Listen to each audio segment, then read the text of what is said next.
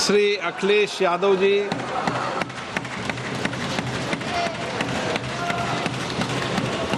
अध्यक्ष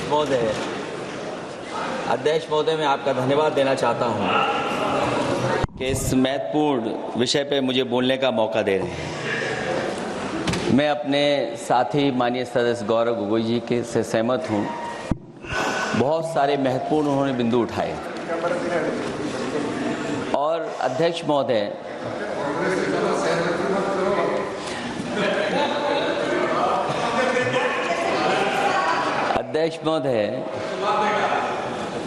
मुझसे ज़्यादा मेरे रिश्ते शायद हमारे विपक्ष के लोग ज़्यादा जान रहे हैं और जितना विपक्ष के लोग नज़र रखेंगे मैं समझता हूँ उतना रिश्ते और मजबूत हो जाएंगे। अध्यक्ष महोदय, मैं आंदोलन को बहुत दूर से देख रहा था और उस आंदोलन में जो जीत के बाद नारा लगा, एक नारा लगा अध्यक्ष महोदय, सरकार के खिलाफ नारा लगा कि सरकार को ये अहंकार था कि सरकार झुकती नहीं है, लेकिन उन्हीं नई पीढ़ी के लोगों ने ये वो नारा दिया कि झुकाने वाला चाहिए, सरकार भी झुकती है और सरकारों को झुकाना भी नौजवानों को आता है।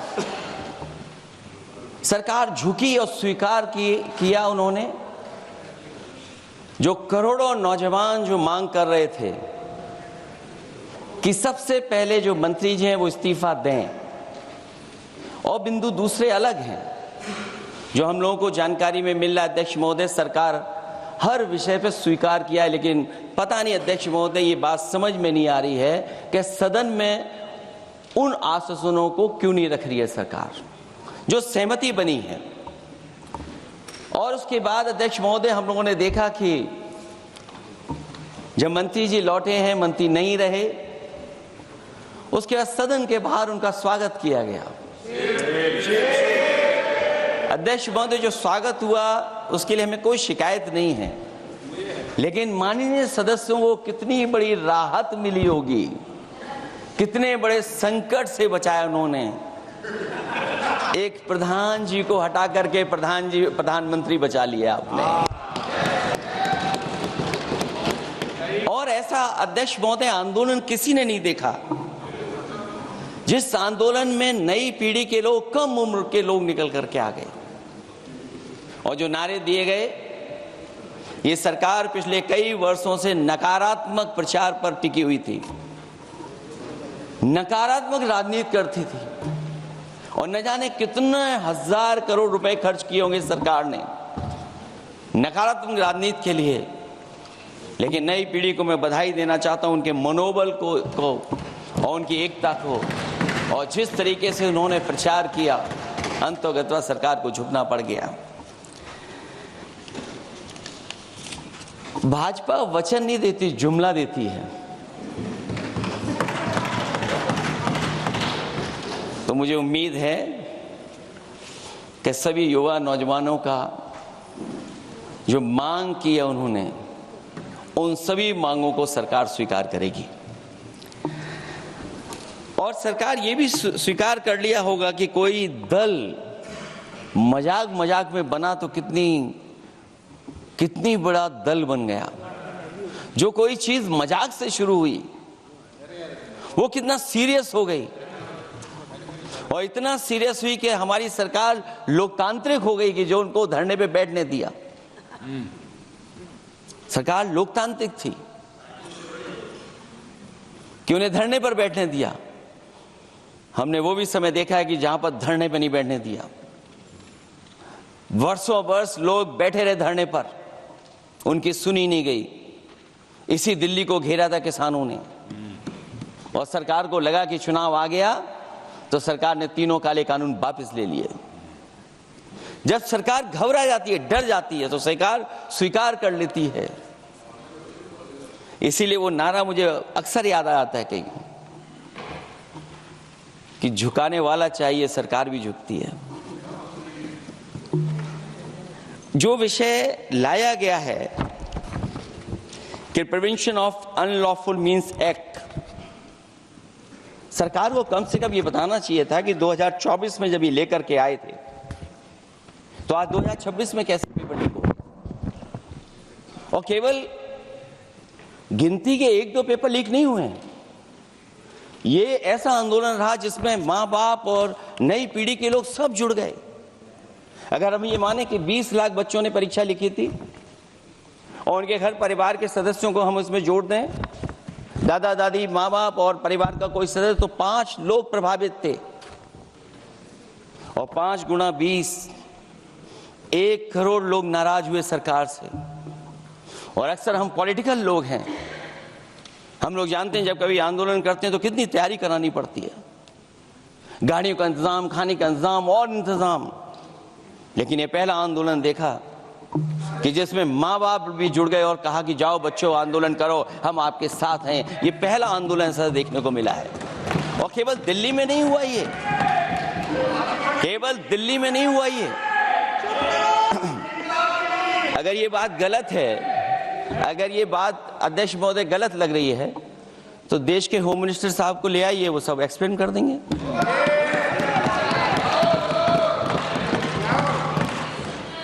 पहला आंदोलन जिसमें माँ बाप ने साथ दिया, क्योंकि परीक्षा से कितना दुखी हैं लोग। ये जो परीक्षाएं लीक हुई हैं, कई महीनों पहले ये किताब बना दी थी, और अध्यक्ष महोदय, जो लोग चढ़ावा चोरी नहीं बचा पाए, वो पेपर लीक कैसे बचा पाएंगे? जो भगवान के दरबार से दान गायब हो गया, दान चला गया, वो लोग पेपर लीक बचाएंगे? किस कानून को, जो कानून पहले बनाया उसी कानून का संशोधन करके लेकर आए? किसकी आंखों में आप धूल झोंक रहे हैं? और अगर कानून से बच रहा होता तो भाजपा की 10 साल की सरकार में 20 परीक्षाएं कैसे लीक हो गई? 20 परीक्षाएं लीक हुई अध्यक्ष महोदय, जिसमें कोर्ट तक जाना पड़ा, उसके बाद परीक्षा रद्द हुई है। दरोगा भर्ती का पेपर लीक हो गया, जूनियर इंजीनियरिंग के भर्ती का पेपर लीक हो गया, ग्राम विकास पंचायत अधिकारी का पर्चा लीक हो गया, नलकूप चालक भर्ती का, यूपी टेट का परीक्षा लीक हुआ, और एक बार नहीं हुआ, 3 बार पेपर लीक हुआ यूपी टेट का। हाई स्कूल बोर्ड का परीक्षा लीक कर दिया, इंटरमीडिएट की बोर्ड की परीक्षा लीक हुई, इंटरमीडिएट का फिर परीक्षा का लीक हुआ, कई बार हुई, सिपाही भर्ती लीक हुई। आप सोचिए कितनी परीक्षाएं लीक हुई हैं।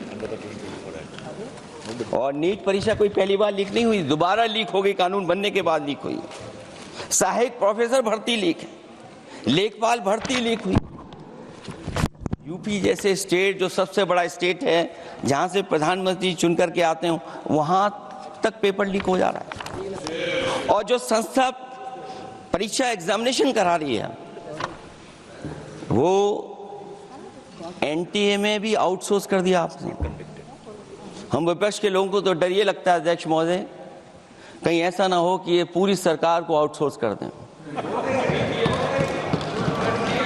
आउटसोर्स सरकार है, जो सबसे विश्वसनीय संस्था है, उसमें आउटसोर्स पे आपने कर्मचारियों को रखा हुआ है। किस बात की जवाबदेही है? यही अकाउंटेबिलिटी है आपकी? कहीं अकाउंटेबिलिटी ये तो नहीं है? आप अकाउंटेबिलिटी को ये कहीं समझ बैठे हों कि अकाउंट को भर दे वो एबिलिटी वाला ही हमें चाहिए? कहीं वो अकाउंटेबिलिटी तो नहीं है? आप बताइए, एनटीए को आउटसोर्स किया हुआ है आपने। जिस संस्था की जिम्मेदारी है महत्वपूर्ण परीक्षा कराने की, उसमें सब आउटसोर्स। और ये सच कहा कि कांग्रेस पार्टी के माननीय सदस्य ने मांग की है कि वो हम लोगों को पता होना चाहिए आखिरकार कौन लोग थे जो आउटसोर्स होकर के बैठ करके परीक्षा में इस तरह की घोटाला कर रहे थे। आखिरकार जवाबदेही क्या है, किसकी थी? और फिर केवल नीट की परीक्षा की बात करें और परीक्षाओं की बात करें, अगर हम अध्यक्ष महोदय, जब से सरकार बनी है तब से सरकार की कोशिश रही है कि शिक्षा, परीक्षा और यूनिवर्सिटी का ताना बाना पूरा ध्वस्त हो जाए, उसको एक रंगी बना दें हम, उसमें अंडरग्राउंड अनरजिस्टर्ड लोग शामिल हो जाएं। ये पिछले जब से भारतीय जनता पार्टी की सरकार आई है तब से हो रहा है। और फिर शुरुआत कहां से होती है? क्योंकि आप नहीं चाहते कि देश के गरीब लोग पढ़े लिखें, आगे बढ़ें। सरकार ने सबसे पहले हमला किया प्राइमरी स्कूल पर, और प्राइमरी स्कूल कितने बंद किए हैं आपने? जहां से बच्चे की शिक्षा की यात्रा शुरू होती है। एक गरीब परिवार का बेटा, बच्चे कहां से पढ़ करके निकलते हैं? सबसे पहले प्राथमिक शिक्षा सरकारी स्कूलों से पढ़ करके निकलते हैं। हमारे बहुत सारे माननीय सदस्य होंगे, वो उन्हीं प्राथमिक विद्यालयों से पढ़ करके आज इस सदन तक पहुंचे होंगे। आपने सबसे पहले स्कूलों पे हमला किया और प्राइमरी से लेकर के नौकरी तक पे आपने हमला किया है। युवाओं के भविष्य पर आपने चोट पहुंचाने का काम किया है। और जो प्राइमरी स्कूल जो आपने बंद किए हैं, वो इसीलिए बंद किए हैं आपने कि पिछड़े, दलित और गरीब के वर्ग के परिवारों के बच्चे पढ़ लिख न जाएं। क्योंकि आज भी अगर हम देखते हैं प्राइमरी स्कूल में कौन पढ़ने जा रहा है? सबसे समाज के गरीब परिवार के बच्चे पढ़ करने जा रहे हैं। सबसे पहला हमला आपने वही किया, और इसीलिए किया क्योंकि नींव पर ही अगर हमला होगा तो ये आगे नहीं बढ़ पाएंगे। जो आंकड़े सरकार के बताए गए हैं, 1 लाख से ज्यादा सरकारी प्राइमरी स्कूल बंद कर दिए सरकार ने। और अगर ये बात गलत है तो हमें उम्मीद है सरकार इस पर भी जवाब देगी। और अगर हम आंकड़े निकालें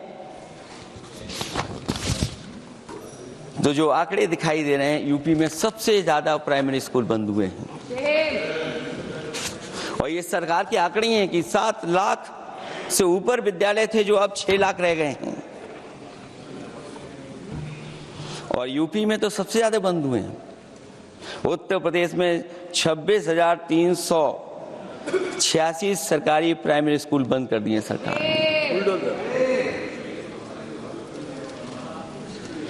और केवल प्राइमरी स्कूल बंद नहीं किए हैं, नौकरी पे भी हमला किया है। 69,000 शिक्षक भर्ती को लेकर के बड़े पैमाने पर घोटाला किया गया। और घोटाला इतना बड़ा है कि वो सभी कोर्टों में गए हैं और पिछले कई वर्षों से आंदोलन कर रहे हैं। कोई स्थान नहीं बचा अध्यक्ष महोदय जहां पर वो शिक्षक भर्ती के लोग न गए हों। मंत्रियों के यहाँ गए, आंदोलन किया है, हाई कोर्ट गए, सुप्रीम कोर्ट गए हैं। लेकिन देखिए सरकार भी कमाल की है कि सरकार उनको नौकरी नहीं देना चाहती। और इसलिए नौकरी नहीं देना चाहती है क्योंकि उन्होंने भर्ती गलत की है। और भर्ती में जिन लोगों का अधिकार छीना है वो सबसे ज्यादा पिछड़े और दलित परिवार के बेटे, जिनका अधिकार इस सरकार ने छीना है। और ये अगर बात नहीं ठीक है तो हमें उम्मीद है कि सरकार इसका भी जवाब देगी। माध्यमिक स्कूलों को भी बंद किया जा रहा है और बड़े पैमाने पे स्कूल बंद हुए हैं। और जो बोर्ड की परीक्षाएं लीक हुई हैं, पूरे देश में बड़े पैमाने पर बोर्ड परीक्षाओं के पेपर लीक किए गए हैं। अध्यक्ष महोदय, हम जानना चाहते हैं कि आखिरकार 10वीं और 12वीं के पेपर लीक क्यों हो रहे हैं? 10वीं और 12वीं के पेपर लीक क्यों हो रहे हैं? इसके लिए अगर कोई सरकार के पास जवाब हो तो बताएं।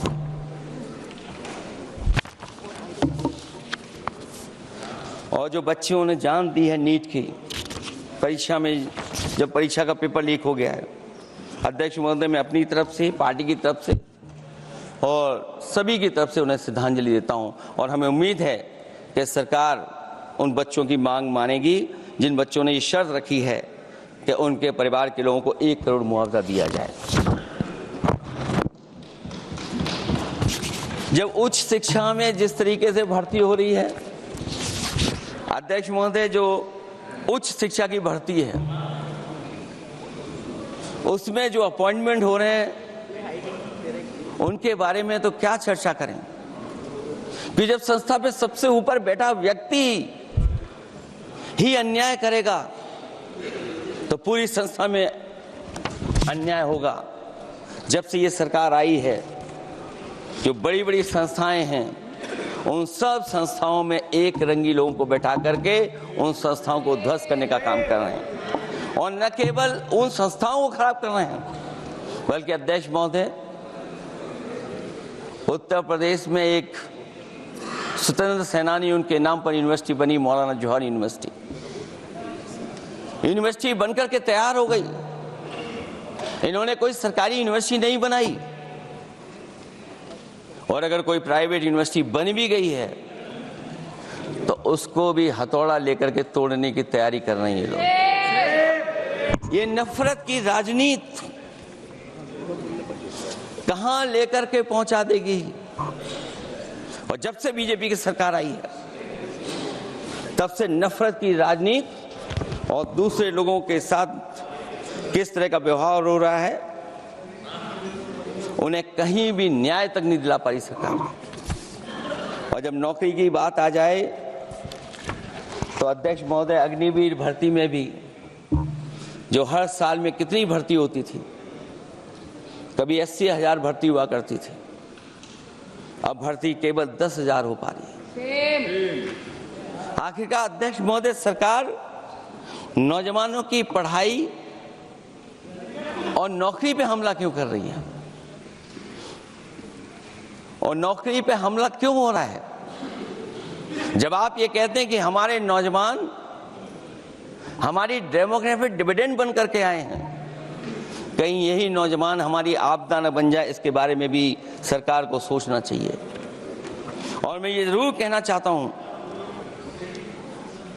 कि अध्यक्ष महोदय, अगर शिक्षा अच्छी होगी, परीक्षा सच्ची होगी, तो तरक्की भी पक्की होगी।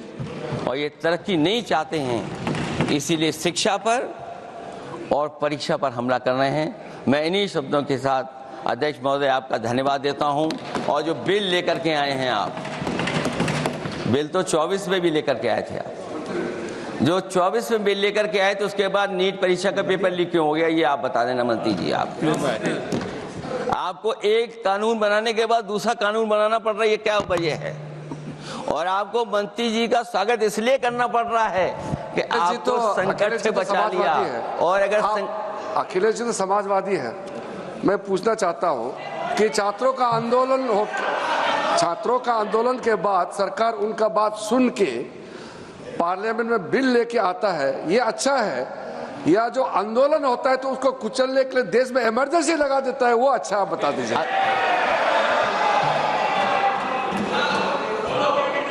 अध्यक्ष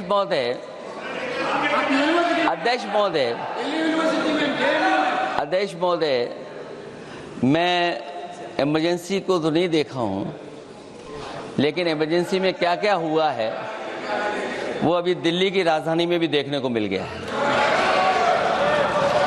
आंसू के गैस के गोले और लकड़ी में लगा हुआ कुछ कील का और कांटे की चीजें, उस समय करंट नहीं लगाया जाता था, इस बार करंट लगाया गया है। तो ये इमरजेंसी के बराबर ही हुआ है हमला, कम नहीं है। इमरजेंसी से कम अन्याय नहीं कर रहे हैं आप लोग। और याद करिए अध्यक्ष महोदय, अगर इमरजेंसी इन्हें याद आ गई है, अगर इमरजेंसी अध्यक्ष महोदय ने याद आ गई है तो इमरजेंसी के बाद भी परिवर्तन हुआ था, और हमें भरोसा है कि इसके बाद भी परिवर्तन होगा। और अध्यक्ष महोदय, मैं आखिरी में कहना चाहता हूं, कानून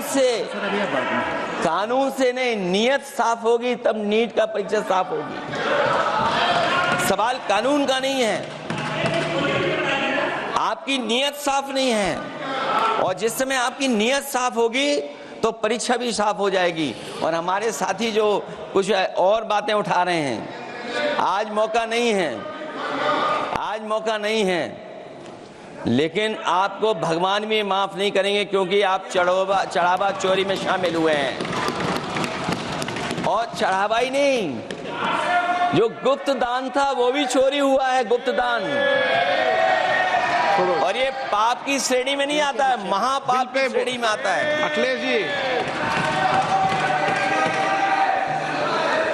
जी बिल पे। और अध्यक्ष महोदय, आखिरी में मैं इतना ही कहना चाहता हूं, शिक्षा की रक्षा के लिए जो आंदोलन हुआ है वो हमेशा आंदोलन जीतेंगे। बहुत बहुत धन्यवाद, बहुत बहुत आभार प्रकट करता हूं आपका।